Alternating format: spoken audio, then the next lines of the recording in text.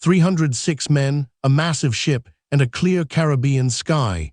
Then nothing, not a single trace. For over a century, the disappearance of the USS Cyclops has haunted the annals of naval history. It wasn't a casualty of war, nor a storm of unprecedented fury. This colossal vessel, larger than anything the U.S. Navy had built before, simply vanished, taking with it every soul on board. The year was 1918. The Great War raged across Europe, but America's involvement was still relatively fresh. The USS Cyclops, a collier, a coal transport ship, played a vital, if unglamorous, role in supplying the fleet. She was a behemoth, nearly 550 feet long, designed to carry vast quantities of coal to American warships scattered across the globe. Her sister ships, Proteus and Nereus, would later meet equally mysterious fates, but that's a story for another time. The Cyclops departed from Rio de Janeiro on February 16, 1918, bound for Baltimore, Maryland. Her cargo, a full load of manganese ore, crucial for hardening steel used in munitions.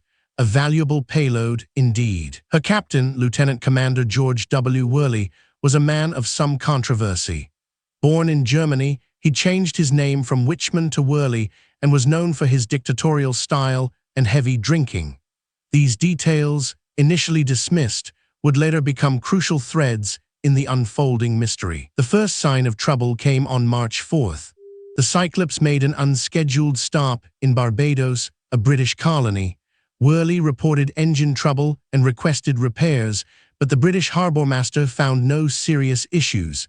It was a peculiar detour. Despite the lack of major defects, Worley insisted on a delay, purchasing extra provisions. This was the last time the USS Cyclops and her 306 crew members and passengers were ever seen. She sailed north from Barbados on March 4th into a vast, empty ocean. She was expected in Baltimore around March 13th. Days passed, then weeks. No distress calls were ever received. No wreckage was ever found. It was as if a leviathan had simply been swallowed whole by the sea. The Navy launched an extensive search, unprecedented for its time. Planes, destroyers, and merchant ships scoured the waters between Barbados and the Chesapeake Bay. They found nothing. The lack of even a single life raft was chilling. The official declaration came in June 1918. The USS Cyclops was presumed lost. Secretary of the Navy Josephus Daniels famously stated, "The sea holds her secrets well." But was it truly just the sea? The theories began to proliferate almost immediately. The most obvious, of course, was a sudden, violent storm. Yet, weather reports for the region during her presumed voyage showed no such event. The sea was calm. Then came the sabotage theory. With Worley's German heritage and the ongoing war, some suspected he might have been a German agent, deliberately sinking the ship or defecting with its valuable cargo. The Navy investigated this angle thoroughly. Worley's past was indeed murky.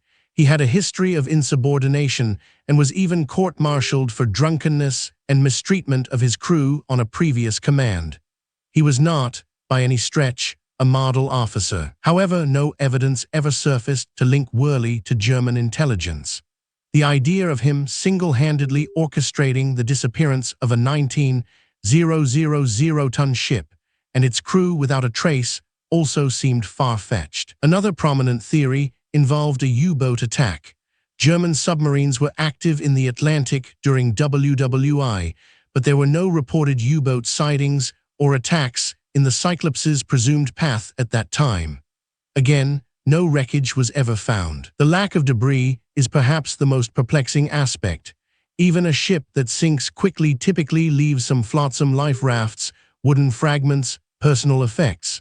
The Cyclops left absolutely nothing. This led some to speculate about an instantaneous event, something so catastrophic that the ship was obliterated.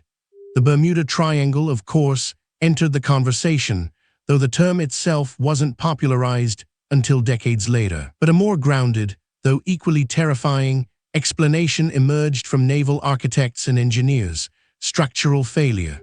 The Cyclops was a collier designed to carry bulk cargo, not withstand the stresses of open ocean travel.